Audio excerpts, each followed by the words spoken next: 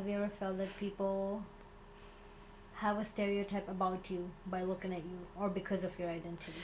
I I mean like there are people saying, "Oh, why are English like they look at me so they assume my English will be like with the act like a really thick accent." And I just like, "Why are you making that assumption?" Cuz I I was I started learning English when I was probably in elementary school or kindergarten. I forgot. So I mean, of course, at first I have some accent, but as time goes by, as you practice more, your English has become more fluent. So when people making an assumption about my English or my accent, it just feels like. But the thing is, what's the problem of having accent though? Everybody have accent. If you're from Boston, you have a Boston accent. You have New York, Chicago. They all have their own accent. It's just part of the culture.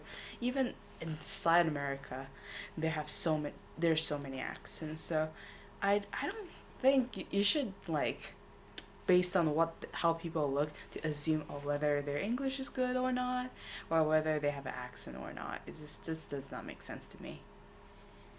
Have you ever felt that your identity has created a stereotype on people? Yeah, I think the minute you like step up and say, I'm from Africa, people are gonna ask you, oh my God, the animals, like you guys have zoo, wildlife, I don't know, or do you guys have water, clean water, or like what they see on the news, like, oh my God, you guys are war, or you're suffering, are you poor? Like, I don't know, the imagination of what everyone imagines to to happen in Africa. So it's all, and most of the time the thing that amuses me is they ask me, so what language do you speak? And I'm like, English.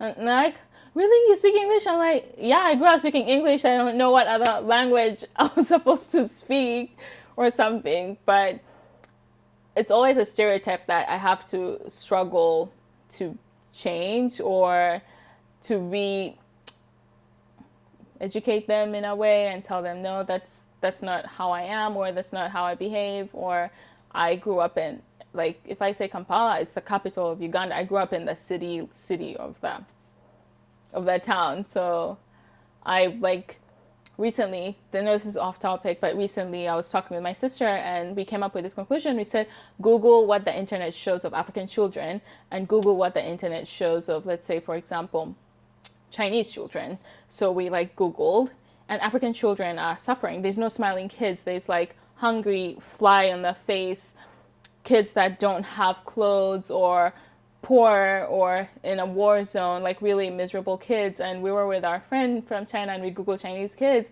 and they were smiling, they were happy. So I think the problem is much bigger because if that's what people are seeing and then they meet someone like me from there, they're going to imagine what the internet is showing them or what movies show them. So I don't know. Have you faced any form of discrimination coming into the US?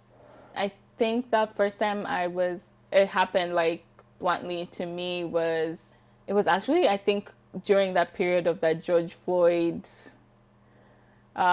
protests and riots and everything. And I was walking just like, because we're stuck in the house and nobody wants to get out. So I took an afternoon walk and I was on the phone with my boss because we decided, oh, let's just do a walk-in, like check-in this time. So while I'm walking on the path, like on the park, this guy comes and literally on the path he like came in front of me, or like, because when you're walking on the path it's easy to know that this person's going this way. I'm walking my side, he comes in front of me and yells the N-word and says get out of like the park or like get out of this place or something. And I just stood there because I'm like okay. He's like, get off my path, blah blah blah, says the N-word. And he's like, you're not supposed to be here, like you don't even look like you're from here, your accent is off or something. And I just stood and I was on the phone with my boss and she kept asking, are you okay? Are you okay? Are you fine?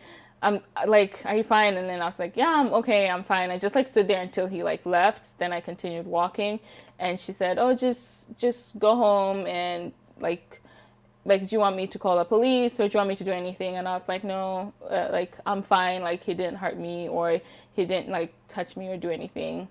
And during that time is when I realized I actually cannot fit in. I was like, well, I guess I'm always going to stand out.